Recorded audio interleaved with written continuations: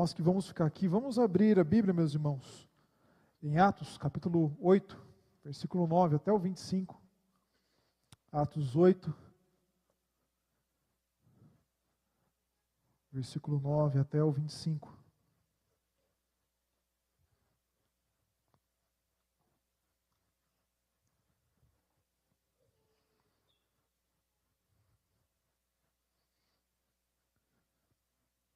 A palavra do Senhor diz assim: Ora, havia certo homem chamado Simão, que ali praticava a mágica, iludindo o povo de Samaria, insinuando ser ele grande vulto, ao qual todos davam ouvidos, do menor ao maior, dizendo: Este homem é o poder de Deus, chamado o grande poder.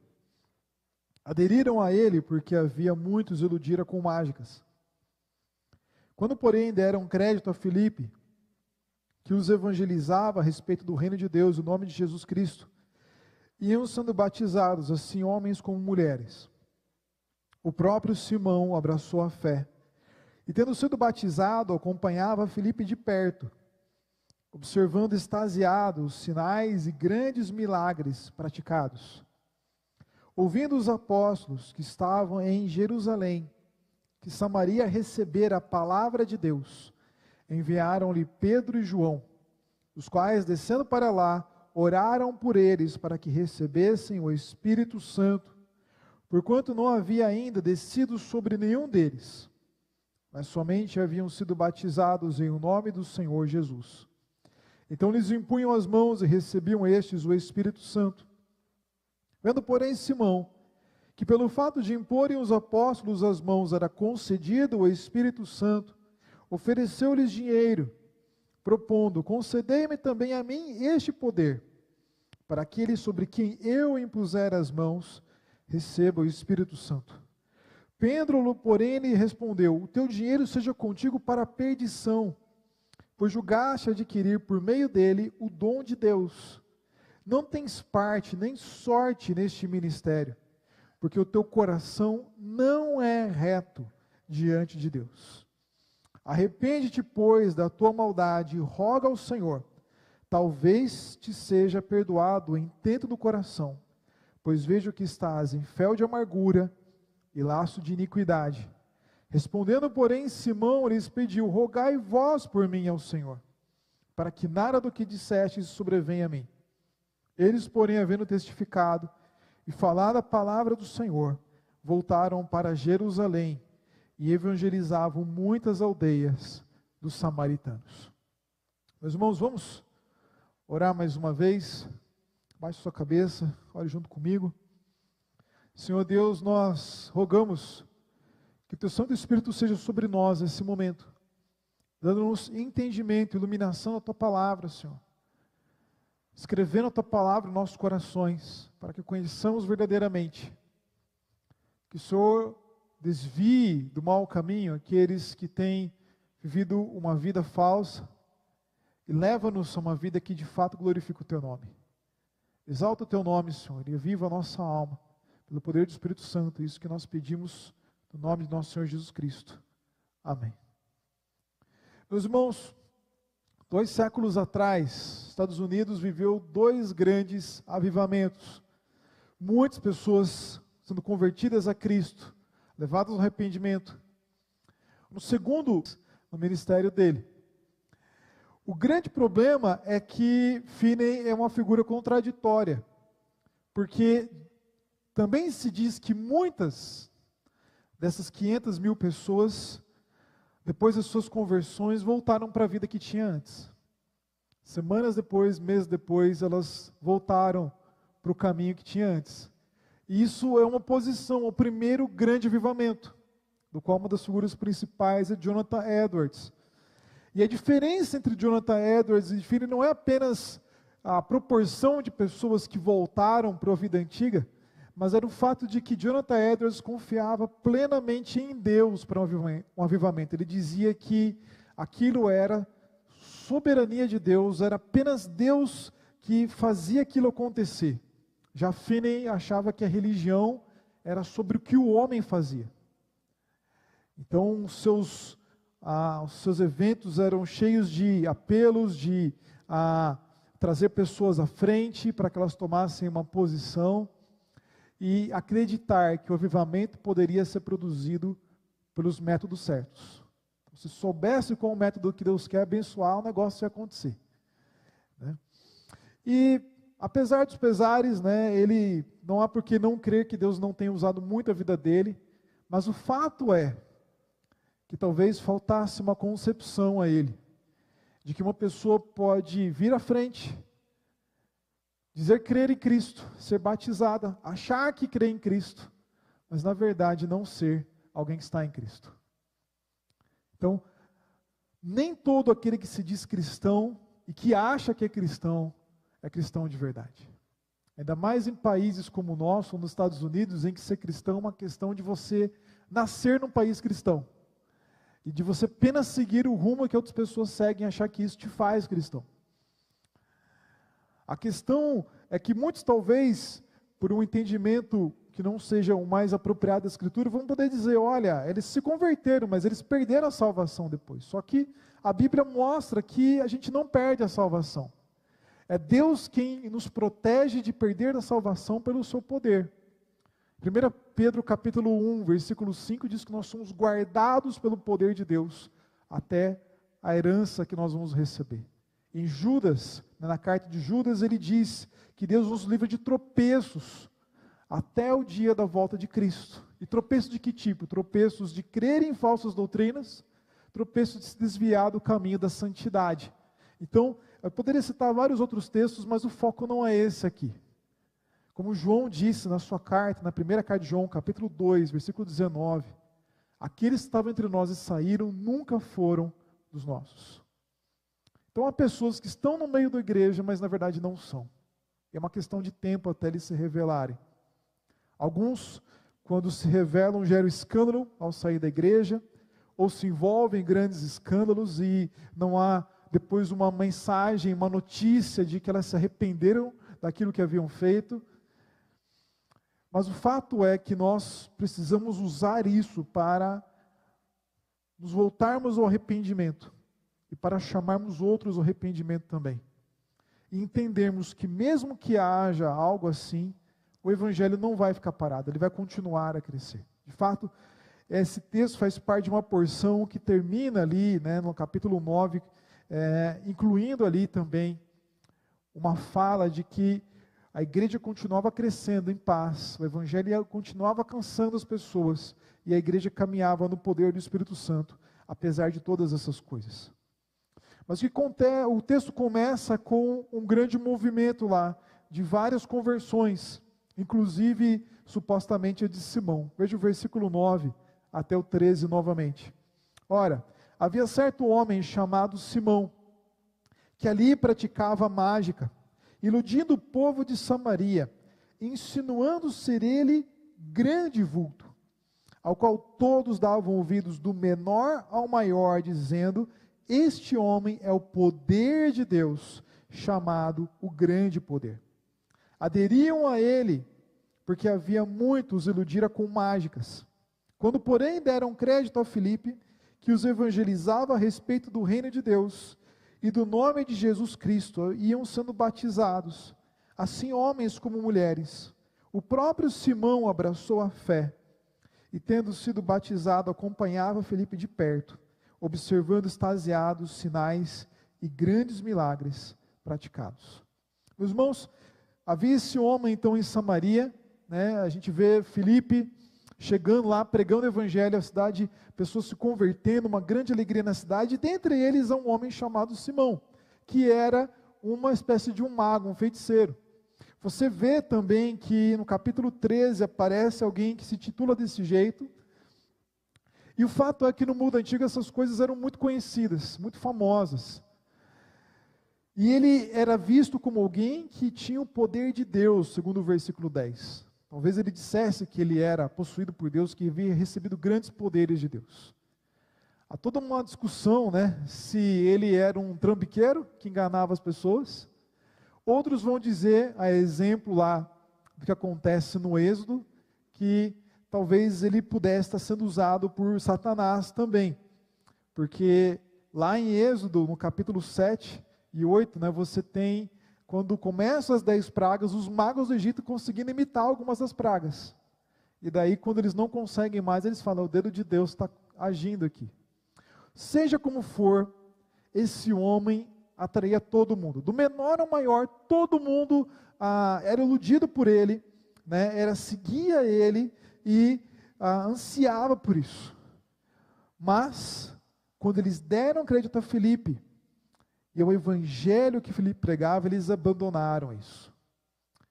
Em Atos capítulo 19 acontece a mesma coisa. Em Éfeso, quando o evangelho chega ali, as pessoas vão abandonando as práticas de magia, ou seja, a queimar em grandes fogueiros os livros de magia que eles tinham. E hora que livro era uma coisa extremamente cara naquela época.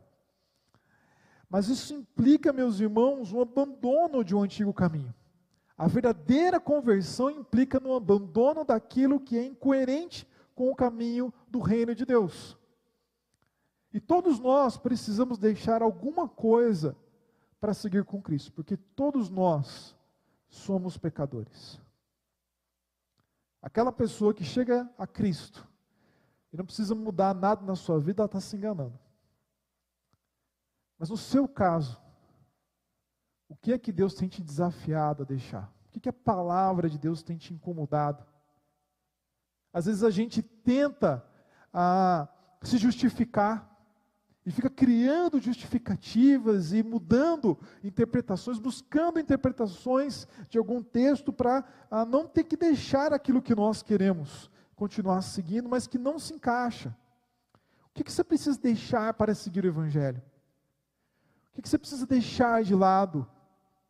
Veja aqui, a gente vai ver que no caso de Simão, ele deixou a magia, mas ele não deixou aquilo que a magia trazia para ele, que era o poder, a fama, o reconhecimento diante das pessoas. O que você tem buscado, que tem confrontado o reino de Deus? É necessário deixar por Cristo. Quando nós deixamos, nós vemos que a nossa vida caminha até muito melhor do que nós imaginávamos antes. Alguns precisam deixar a busca pelo poder, a busca pelo reconhecimento, a busca por prazeres que são buscados de modo errado, pecaminoso.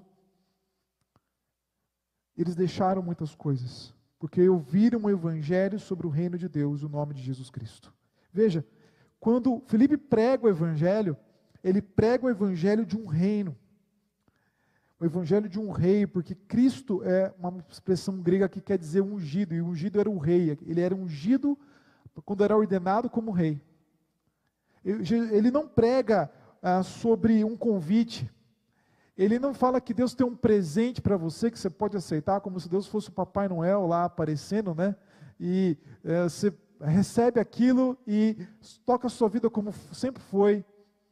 É um rei que vem para reinar sobre a nossa vida. Um rei que vem direcionar a nossa vida em favor de outra pessoa. Até aquele momento, Simão estava fazendo as coisas para ser reconhecido. Mas quando Filipe chega, Filipe faz diferente. Ele prega para a glória de outra pessoa, não para a sua glória própria. Infelizmente, há muitas igrejas, muitos pregadores, que eles procuram apenas a sua própria glória. Eles chegam e entrevistam as pessoas dizendo, o que aconteceu quando você veio para a minha igreja? Daí a pessoa fala, eu fui em várias igrejas, mas foi só nessa igreja que minha vida mudou. Procurei vários pastores, procurei vários bispos, procurei isso, procurei aquilo, nada adiantou, só quando eu fui atrás de fulano é que ele resolveu o meu problema. São pessoas que querem um holofote para si mesmos. Meus irmãos, o foco da nossa vida deve ser glorificar a Deus. E o nosso evangelho, que nós pregamos às pessoas, tem que mostrar quem é esse Deus. E mostrar que a vida delas deve ser para a glória desse Deus. É o reino dele, não é o nosso reino. É ele que se assenta no trono, não somos nós. Somos nós que servimos a ele, não é ele que vem para nos servir naquilo que é o nosso desejo pessoal. O que você tem buscado? Que evangelho você tem pregado? Aquilo que as pessoas querem ouvir, que é para o agrado delas? Ou você tem chamado e convocado elas ao reino de Deus por meio da morte e da ressurreição de Cristo. Porque Ele morreu e ressuscitou para nos incluir nesse reino, em um reino que nos traz o perdão dos pecados, mas também nos faz novas pessoas. A seguir nós vemos a chegada dos apóstolos e os samaritanos recebendo o Espírito Santo. Veja o versículo 14 até o 17. Ouvindo os apóstolos que estavam em Jerusalém, que Samaria recebera a palavra de Deus, enviaram-lhe Pedro e João, os quais, descendo para lá, oraram por eles para que recebessem o Espírito Santo, porquanto não havia ainda descido sobre nenhum deles, mas somente haviam sido batizados em o nome do Senhor Jesus. Então lhes impunham as mãos e recebiam estes o Espírito Santo. Veja, eles tinham recebido o Evangelho, tinham sido batizados, haviam tido uma marca da aliança que eles tinham com Deus. Quando nós cremos em Cristo, nós temos uma aliança com Ele. No entanto, eles ainda não haviam recebido o Espírito Santo.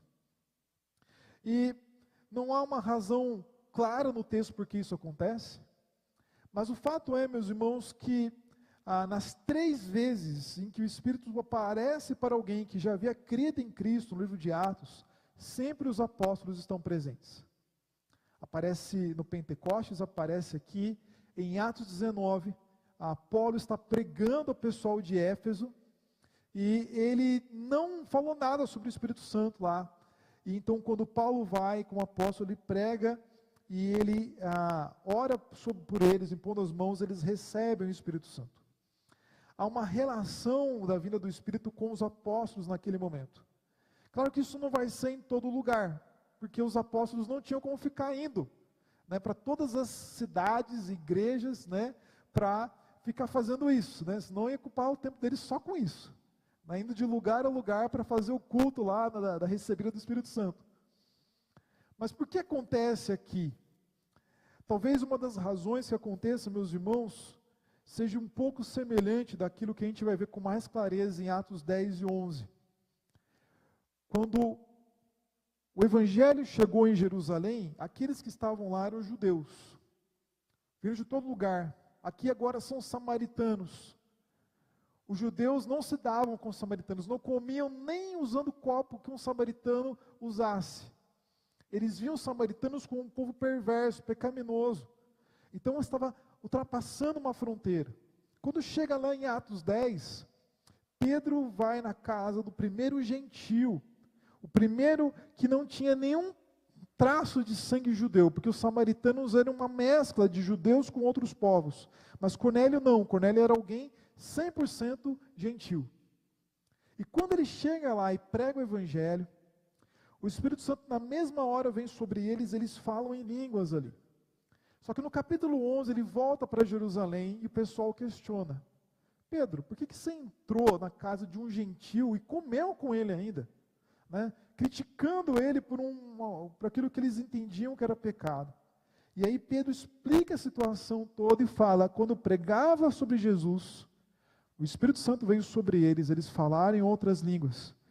Então, se o Espírito Santo veio como sobre nós, no princípio, como que eu não batizaria eles? E aí a igreja se satisfez com essa fala. A gente tem 2 coisas aqui na fala de Pedro, né? Primeiro, que ele diz que aconteceu o mesmo que aconteceu com eles no princípio. Então não era sempre que acontecia isso. Segunda coisa, isso foi um sinal para a igreja de que aqueles gentios tinham recebido o mesmo evangelho, a mesma salvação em Cristo, que eles judeus também tinham recebido. Então, aqui você tem Pedro e João participando dessa obra do Espírito como testemunhas de valor, para voltar lá para Jerusalém e dizer: olha, nós vimos com nossos olhos eles recebendo o Espírito Santo. Os samaritanos são povo de Deus como nós somos. Eles fazem parte da mesma igreja. A igreja não se dividia, a igreja não se desmembrava em várias denominações. O risco que aconteceria aqui, meus irmãos, era de ser 2 igrejas separadas. A igreja dos samaritanos e nós judeus aqui. Mas agora isso não acontece mais, e provavelmente é por isso que o Espírito Santo vem depois de um tempo lá para eles. Isso vai contra a visão que muitos têm hoje. de que você é salvo em Cristo, e aí você passa muito tempo buscando em santidade, em oração, para receber uma segunda bênção, que é o Espírito Santo. E aí a pessoa vai, toda reunião, esperando que vai vir a descida do Espírito Santo sobre ela, que ela vai ter uma revelação, que ela vai falar em línguas, que alguma coisa vai acontecer, e aquilo não acontece. Ela vai falando, tem alguma coisa errada comigo. E as pessoas vão olhando torto para ela, porque alguma coisa deve ter com essa pessoa. Mas, meus irmãos, o que nós vemos, a exemplo de Cornélio, é que quando nós cremos em Cristo, o Espírito Santo vem sobre nós, porque essa é uma obra do Espírito Santo também. É Ele que abre o nosso entendimento para nós crermos na palavra. Foi isso que aconteceu com Lídia. Deus abriu o entendimento dela, o coração dela, para acreditar naquilo que Paulo falava. É Ele que nos dá um novo coração. É Ele que nos dá um entendimento da palavra de Deus para que nós possamos crer. É isso que Paulo fala em 1 Coríntios 2, que aquilo que estava sobre Cristo era um mistério para as pessoas do mundo, mas, 1 Coríntios 2, 10, Deus revelou a nós pelo Espírito Santo. Ele nos dá esse entendimento. O Espírito testifica no nosso coração que nós somos filhos de Deus em Cristo. Ele já testificou isso para você? Você tem plena convicção de que por causa de Cristo você é uma nova criatura que está em Deus agora? A marca do Espírito Santo é o seu fruto, que Paulo vai dizer que é amor, paz, alegria, bondade, benignidade, mansidão, fidelidade, domínio próprio, paciência. É ter um coração zeloso por glorificar o nome de Deus. É isso que quer ser alguém que tem o Espírito Santo.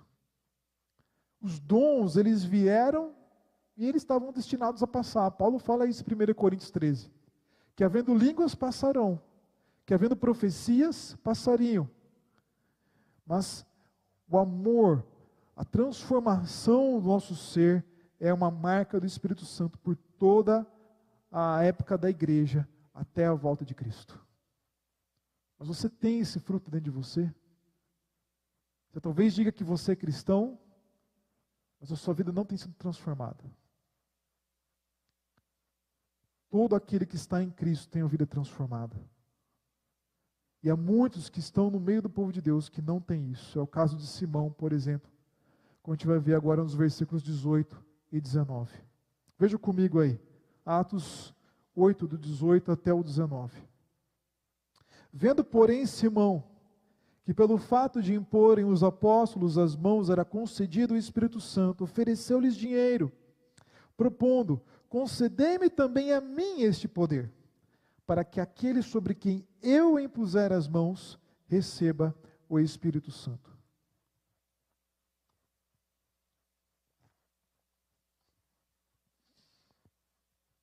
Simão, ele oferece dinheiro para receber esse poder. Se ele recebesse esse poder, o lugar dele seria restaurado.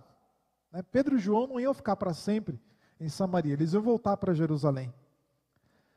Mas ele ficaria acima de Filipe, porque Filipe chegou lá, pregou e as pessoas não receberam o Espírito Santo. Então ele seria alguém superior. Ele alcançaria novamente a posição que ele tinha antes. Simão, ele inaugura uma prática aqui ao longo da história da igreja chamada de simonia. É você barganhar para ter algo, uma posição, um poder, um privilégio eclesiástico. Ao longo da história da igreja, o momento mais descarado disso foi na época da Reforma. O que acontece na época da Reforma? A necessidade de se eleger um novo imperador para o Império Sacro Romano Germânico, que ocupa toda aquela região que hoje é a Alemanha e outros países vizinhos. E a eleição acontecia por um concílio formado por 4 príncipes e 3 arcebispos. Uma família poderosa queria interferir na eleição. O que eles quiseram então fazer? Colocar alguém da família como um dos arcebispos. Só que o rapaz era jovem demais. Então eles compraram uma autorização do Papa Leão X para aquele rapaz se tornar arcebispo e participar daquele concílio e guiar então a eleição para onde eles desejavam. E aí como é que se fazer para pagar? Uma coisa volumosa. Eles pegaram o empréstimo, com banqueiros e precisavam pagar um empréstimo. Qual que foi o acordo? Vocês vão vender indulgências, parte do dinheiro vai para pagar dívidas com banqueiros, parte vai para ajudar a construir a Catedral de São Pedro, lá em Roma, que hoje existe lá em Roma.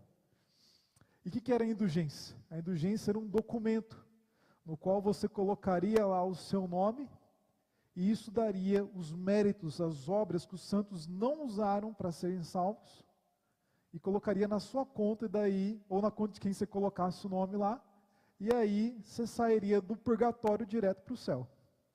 John Tetzel dizia, algo mais ou menos o seguinte: quando a moeda no cofre soar, a alma do purgatório irá saltar. É um caso de simonia. Eles compraram a posição de alguém que pela lei não deveria ter aquela posição. Mas a simonia não acontece só com dinheiro. Acontece, por exemplo, quando alguém tenta, por uma questão de associação com uma família, com alguma pessoa, conseguir algum cargo. Coloca aquela pessoa no ministério lá, porque aquela família da igreja, que é enorme, vai ficar feliz com você. Ou então, quando o conselho da igreja diz o seguinte: olha, pastor, você que sabe, você pode ficar aqui pouco tempo ou muito tempo. Depende de como você fizer desse jeito aqui, que a gente quer ou não. Às vezes é como aconteceu uma vez, aconteceu um racha numa igreja de uma cidade por onde eu passei antes, e o pastor, já antevendo o que ele ia fazer, aquele racha na igreja, que levou um monte de gente, nos bastidores, chegava e falava assim: vamos lá para a igreja que eu estou começando, você vai ser ministro de louvor lá, vamos lá, aqui você nunca foi eleito, você vai ser presbítero lá no conselho da minha igreja. Isso é simonia. São pessoas negociando posições, negociando poder por aquilo, para ganhar algum benefício. E meus irmãos, que tipo de pessoa age assim? Uma pessoa que não tem a Cristo de fato. Os versículos 20 a 24 vão mostrar qual é o coração de Simão de modo mais escarado pela reação de Pedro e dos outros. Veja a reação de Pedro no versículo 20. Pedro, porém, lhe respondeu: o teu dinheiro seja contigo para a perdição, pois julgaste adquirir por meio dele o dom de Deus. Não tens parte nem sorte neste ministério, porque o teu coração não é reto diante de Deus. Arrepende-te, pois, da tua maldade e roga ao Senhor, talvez te seja perdoado o intento do coração, pois vejo que estás com enfel de amargura e laço de iniquidade. Respondendo, porém, Simão lhes pediu: rogai vós por mim ao Senhor, para que nada do que dissestes sobrevenha a mim. Veja, a reação de Pedro e a reação de Simão mostram que ele não é de fato alguém que está indo em Cristo. Em primeiro lugar, Pedro diz o seguinte: olha, seu dinheiro seja com você para a sua perdição. Você não está no caminho de salvação, você está no caminho de perdição. Em segundo lugar, o seu coração é dominado pela maldade. Ele diz no versículo 21 que o coração de Simão não era reto. No 22 ele diz que ele tinha que se arrepender da maldade. No 23 ele diz que está com fel de amargura e laço de iniquidade. Essa expressão fel de amargura é semelhante àquela que a gente leu em Hebreus 12, em que ele fala: nenhum de vocês tem raiz de amargura. Deuteronômio também é uma expressão parecida com essa, que dá a ideia de um coração idólatra. E alguns entendem que isso se referia a uma referência também à inveja. Como é que a gente pode entender isso? O Deus de Simão não era Cristo. O Deus de Simão era a posição dele, era o poder dele, era a influência dele. E ele tinha inveja da posição que os apóstolos tinham. Ele ia bem, aí chegou aquele tal de Filipe, roubou tudo. Aí chegam os apóstolos, é pior ainda. Ele ficou admirado? Ficou. Mas o coração dele começou a invejar aquilo. Ao invés de se alegrar, ao invés de dizer como João Batista, que os discípulos chegaram e disseram assim: João, olha, todo mundo está deixando você para seguir ele. E ele fala: o amigo do noivo se alegra. No dia do casamento, né, o amigo do noivo levava a noiva para um amigo. Ele não pegava a noiva para si. João queria que as pessoas seguissem a Jesus. Ele mesmo disse: aí está o Cordeiro de Deus que tira o pecado do mundo. Ele queria que os discípulos dele deixassem ele para seguir a Jesus. Simão queria o contrário disso. Eu quero que as pessoas sigam a mim. Eu quero que as pessoas estejam comigo, no meu grupo, no meu partido. O coração dele era guiado por isso. Ele também, é dito a ele, que talvez Deus não ouvisse a sua oração. Porque no versículo 22 ele diz: roga ao Senhor, talvez te seja perdoado o intento do coração. A Bíblia garante, meus irmãos, que aquele que está em Cristo, principalmente quando pede perdão a Deus, ele sempre é ouvido por Deus. João fala que todas as vezes que você confessar o seu pecado, Deus será fiel e justo para perdoar o pecado e te purificar de toda injustiça. Então, talvez aqui é porque Pedro não podia garantir que, de fato, Simão viria um dia a ser salvo em Cristo ou não, mas naquele momento ele não era. Em último lugar, Simão, ele não confia que Deus vai ouvir a sua oração também. Ele diz: rogai vós por mim ao Senhor. Ele não tem confiança de que ele pode orar a Deus pedindo perdão e Deus vai atendê-lo. Ele precisa de alguém que tenha alguma intimidade com Deus, que não é ele. Ele precisa de um mediador. Quantas pessoas são assim? Buscando, sejam pessoas vivas, como pastores, bispos, apóstolos de hoje em dia, seja aqueles que buscam por um santo que já morreu, que interceda por ele, porque ele não tem confiança em chegar diante de Deus. A comunidade não vê como alguém salvo. Meus irmãos, isso é o contrário do que é uma pessoa salva. Se a gente revertesse aquilo que acontece aqui, a gente teria uma imagem dos sinais de uma pessoa salva, dentre outros. Uma pessoa salva é alguém que tem um coração sincero diante de Deus. Nós temos nossos pecados, mas nós temos também o sincero desejo de nos arrepender e de seguir no caminho do Senhor. Ele é alguém que confia que suas orações vão ser ouvidas diante de Deus. Não por causa própria, mas por causa de Cristo, porque ele está em Cristo.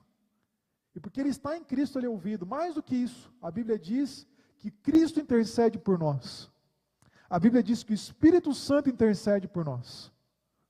A gente não precisa de mais ninguém intercedendo por nós. Quando nós pedimos oração para outras pessoas, nós fazemos isso porque nós fazemos parte de uma comunidade. Não é para juntar, né, como se fosse ali, né, um abaixo-assinado, né, para impressionar mais a Deus. É porque nós fazemos parte de um grupo. Nós estamos caminhando juntos. É por isso que a gente ora uns pelos outros.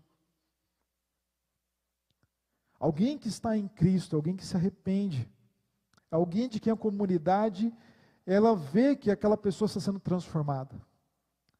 Como Jesus disse, alguém que ama, ele disse: se vocês se amarem uns aos outros como eu os amo, todos saberão que vocês são meus discípulos. É alguém que perdoa os outros. Jesus mesmo disse: se você não perdoar ao seu próximo, você não será perdoado. Agora, quais são os sinais da sua vida? São os sinais de Simão? Ou são os sinais de uma vida convertida? O que domina o seu coração? É a inveja? É a maldade? Ou é o anseio pela glória de Deus? Mesmo que alguma outra pessoa seja mais bem vista no processo do que você. Você tem confiança que as suas orações serão ouvidas? Ou você acha que Deus está tapando os ouvidos para você? As pessoas ao seu redor, elas diriam que você é uma pessoa salva? Ou as pessoas vão sempre dizendo: olha, não dá para pôr a mão no fogo por ele ou por ela?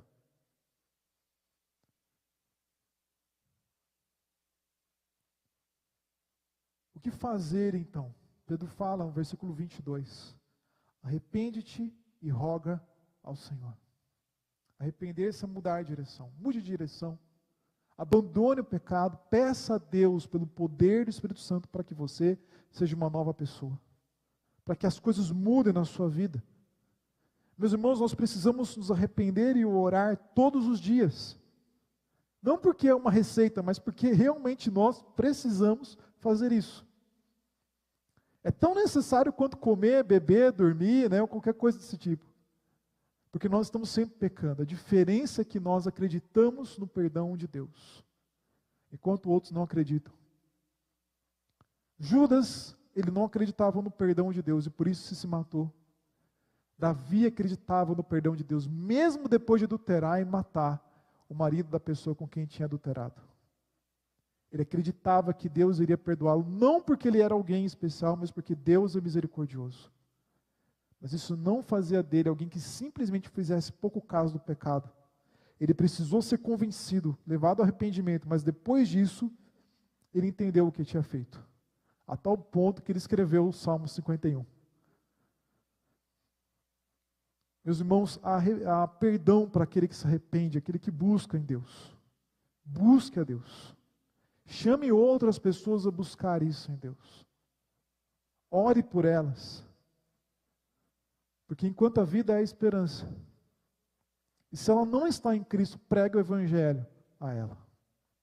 É assim que termina o texto, versículo 25. Último versículo que nós vamos ver hoje. Eles, porém, havendo testificado e falado a palavra do Senhor, voltaram para Jerusalém e evangelizavam muitas aldeias dos samaritanos. Eles testificaram o quê? Que realmente aquelas pessoas tinham recebido o Espírito Santo. Muitas pessoas realmente creram em Jesus e foram convertidas. E eles começaram a pregar o Evangelho nas aldeias dos samaritanos. Aqui é um movimento, meus irmãos. O versículo 4 diz que aqueles que foram dispersos pela perseguição pregavam o Evangelho por onde quer que iam. Os apóstolos agora, no versículo 25, voltando para Jerusalém, aproveitam o caminho para parar nas aldeias dos samaritanos e pregar o Evangelho por onde quer que vão. No final do capítulo, no versículo 40, diz que Filipe veio achar-se em Azoto e passando além, evangelizava todas as cidades até chegar a Cesareia. Meus irmãos, o padrão é que nós temos que pregar o Evangelho por onde quer que nós formos. Não tem um lugar especial para pregar o Evangelho. Não é só lá em Minas, né, ou em outras cidades longe daqui. É aqui, é na sua casa, é no seu trabalho amanhã, na escola, no caminho, no parque, onde quer que você esteja, é lugar de pregar o Evangelho. Claro que a gente não vive só, né, só puxa assunto para pregar o Evangelho. A gente é uma pessoa completa, as pessoas também são. Mas nós temos que buscar e pedir a Deus que nos use para pregar o Evangelho dEle. E Deus nos usará com o poder dEle. Porque a conversão, meus irmãos, é uma questão do poder de Deus agindo. Na sua primeira carta aos Coríntios, no capítulo 2, ele diz: Eu, irmãos, quando fui ter convosco, anunciando-vos o testemunho de Deus, não fiz com ostentação de linguagem ou de sabedoria, porque decidi nada saber entre vós, senão a Jesus Cristo e este crucificado. E foi em fraqueza, temor e grande tremor que eu estive entre vós. A minha palavra e a minha pregação não consistiram em linguagem persuasiva de sabedoria, mas em demonstração do Espírito e de poder, para que a vossa fé não se apoiasse em sabedoria humana, e sim no poder de Deus. A situação de Simão não desanimou eles continuaram pregando. Mas exemplo de Paulo, eles confiavam no poder de Deus para a salvação. Paulo decidiu não usar de eloquência humana. Diferente de Finney, ele decidiu não depender de métodos. Ele dependeu do poder de Deus. Como fez Jonathan Edwards, como fizeram tantos outros ao longo da história, por meio dos quais a palavra de Deus foi pregada, crida, trazendo de fato uma mudança para as pessoas por onde passaram. Porque nada pode impedir o Evangelho. Nem a perseguição externa, nem a ganância de pessoas que estão dentro da igreja. Nada pode impedir o Evangelho de agir. Nós devemos continuar pregando o Evangelho, esperando que pelo poder de Deus Ele gere os seus frutos no tempo certo. Que isso seja a sua vida, que isso seja a sua atividade essa semana, e que seja feito unicamente para a honra e para a glória do nosso Deus. Vamos orar, meus irmãos. Senhor Deus, nós nos alegramos na salvação que nós recebemos em Cristo. O pecado que ainda há em nós evidencia o fato de que não é pela nossa própria capacidade que qualquer santificação acontece em nós, é pela presença do Espírito Santo em nós. O Senhor não nos desampara, não nos deixa órfãos, mas o Senhor é um Deus próximo, Deus que ouve as nossas orações e as responde, por causa de Cristo. O Senhor é um Deus que nos santifica e perdoa, por causa de Cristo. O Senhor é um Deus que tira de nós a raiz de amargura, a maldade, a injustiça, por causa de Cristo.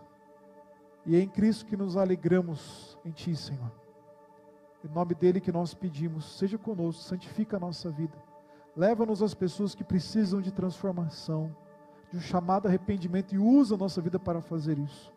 Leva-nos àqueles que o Senhor elegeu para o Evangelho, e usa-nos para pregar o Evangelho a eles e para que eles sejam salvos. É em nome de Jesus que nós pedimos e que nós agradecemos. Amém.